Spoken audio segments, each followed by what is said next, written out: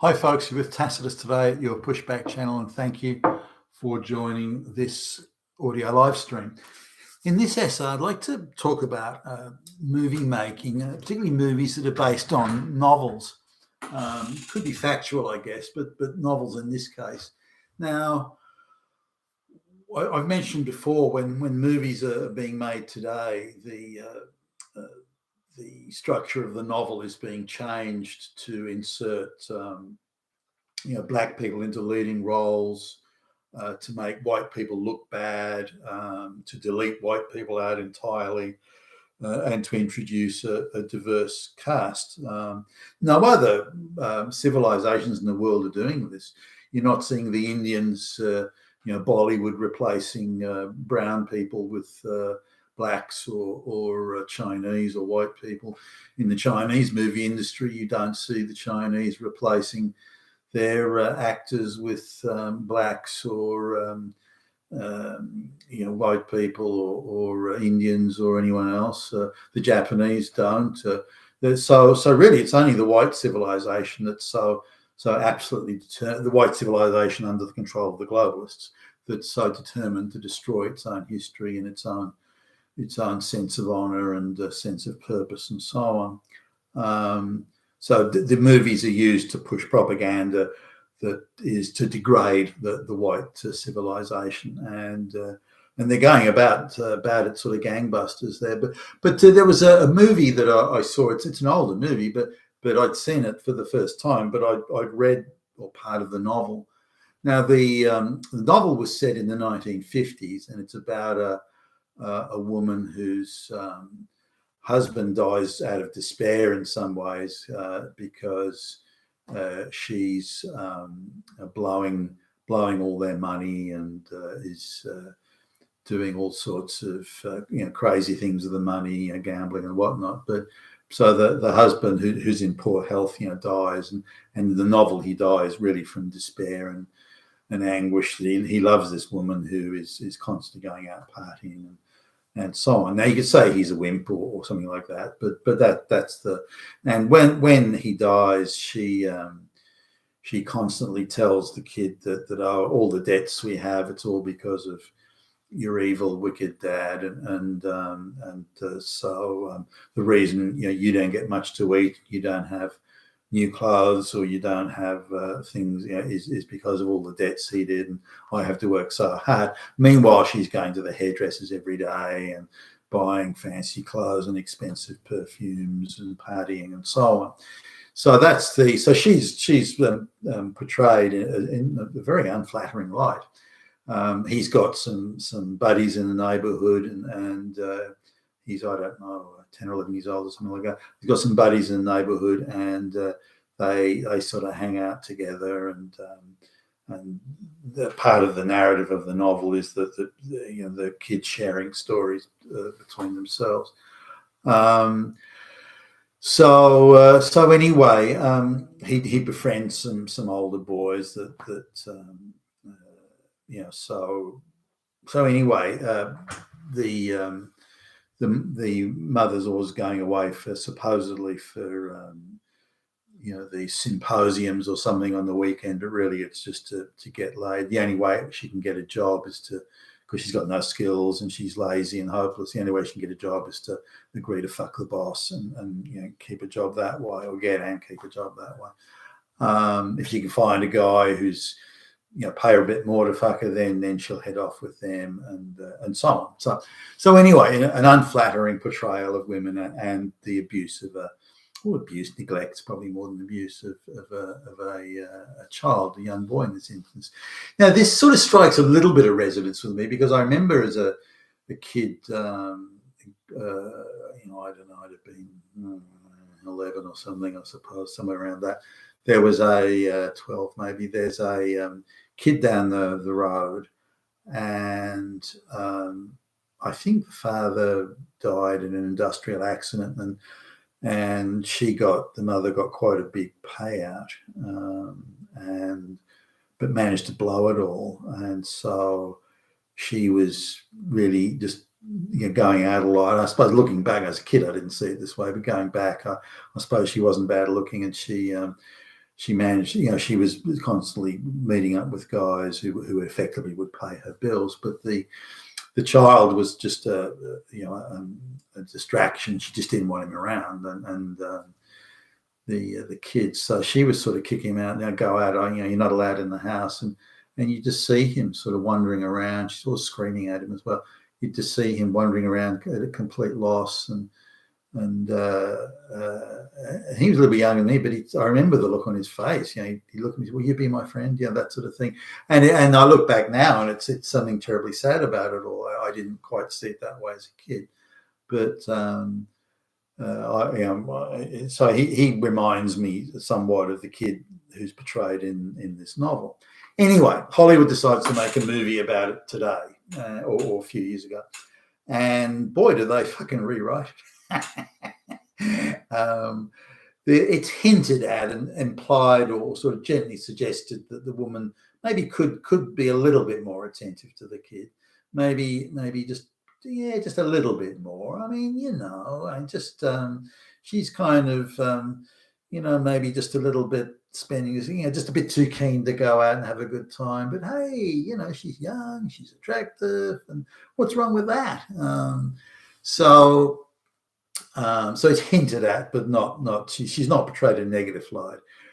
She's just a bit of a party goer. That's all. What's wrong with that? But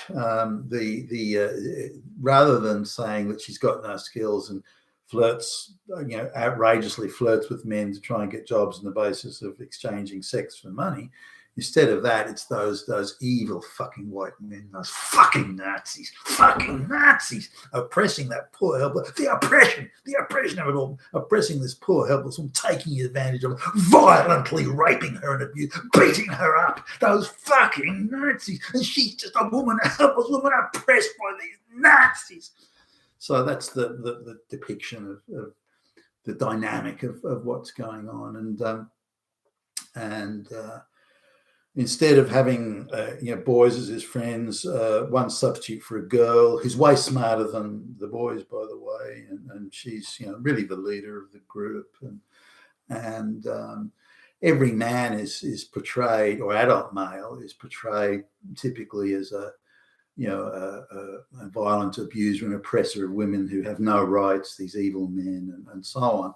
So they've rewritten the movie, but they've taken out the key sort of part of the movie, which is this woman effectively abandoning, certainly on a regular basis, abandoning the child, and going away for weekends, going away for not coming back until the small hours of the morning, and the kid not knowing sort of where the next meal's coming from, or anything like that.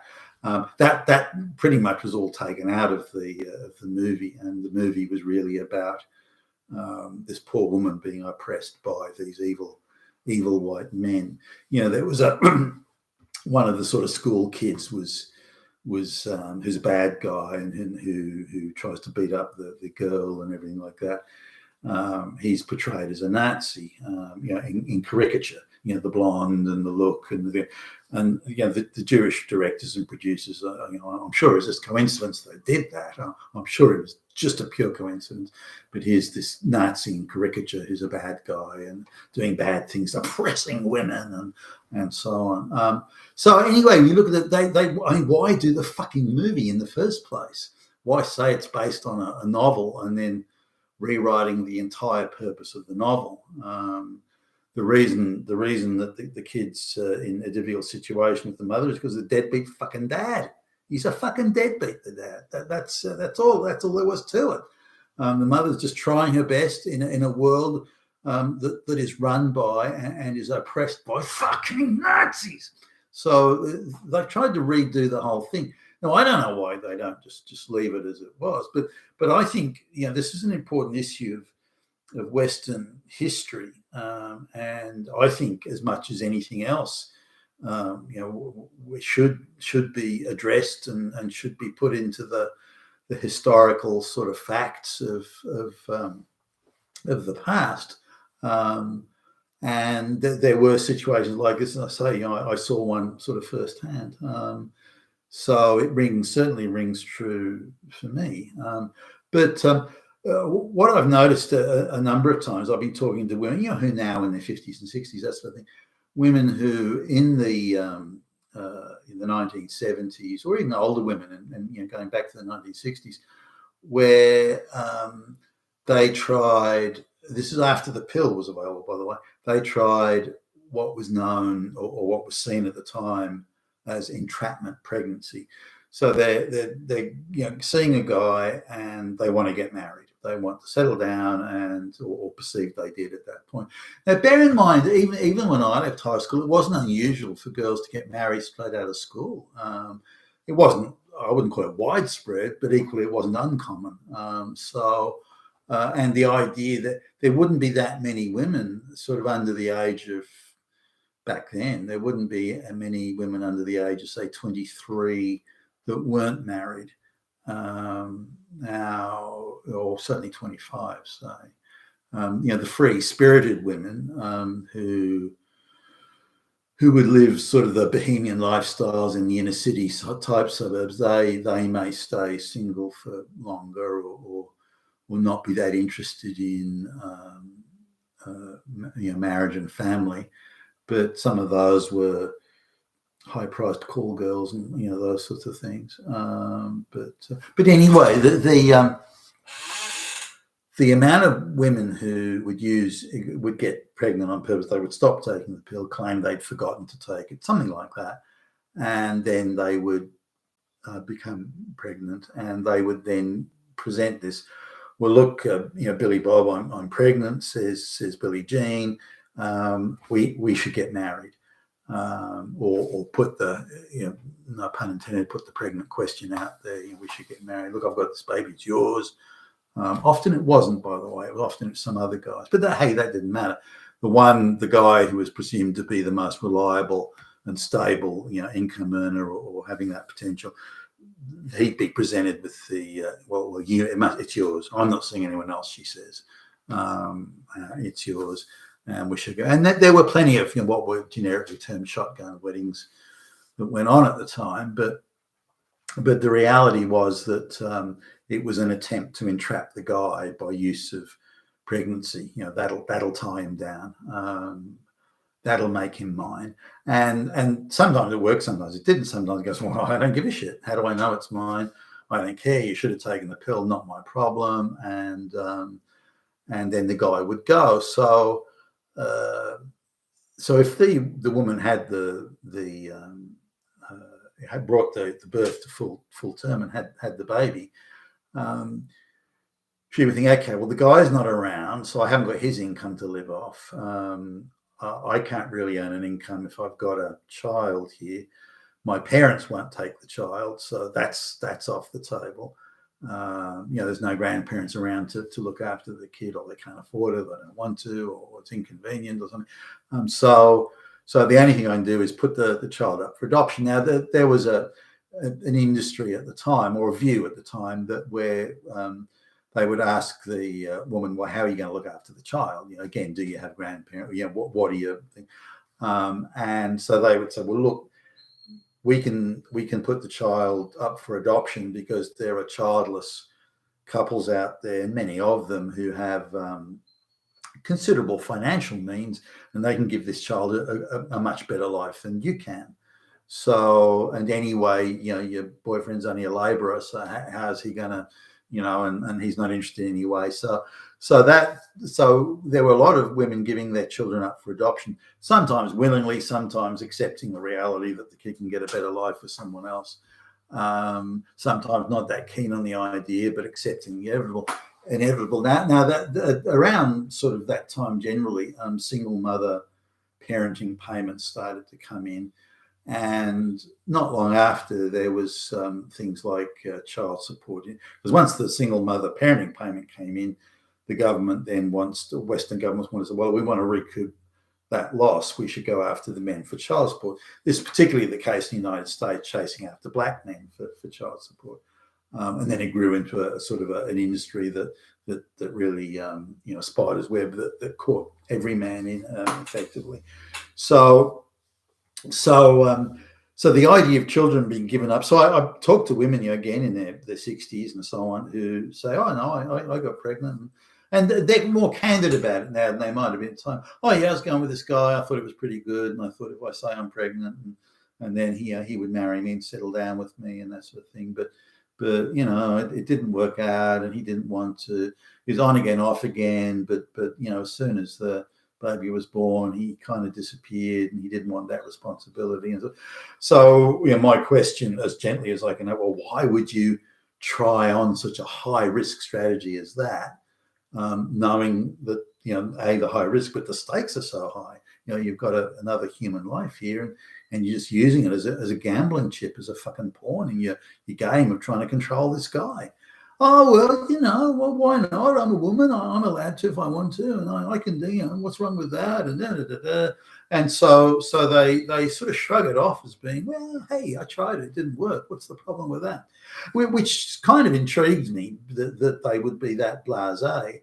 Now, again, it's maybe 30, 40 years or something after the event, and so there's plenty of hindsight and plenty of time has intervened in between the event and today, but and time heals a lot of things. But I got the impression they weren't even concerned about it. It was even now they just said, well, it was a failed strategy. Okay, I tried it, didn't work. So what? Move on. And in order to move on, you just discard the child. So we need, I think, to go back to now. It's painted in feminist folklore as being evil men exploiting helpless women, those fucking Nazis. But that's nonsense, absolute and utter nonsense. It's women attempting to control men's behaviour and using emotional pawns to do it. And sometimes it worked, sometimes it didn't. When it didn't, the woman goes, okay, I'll give the baby up for adoption, move on, look for the next guy. And to me, that's I don't know, I can't even contemplate that sort of thought process. But there you go, that's me. You've been with Tacitus today at your Pushback channel, and thank you for listening.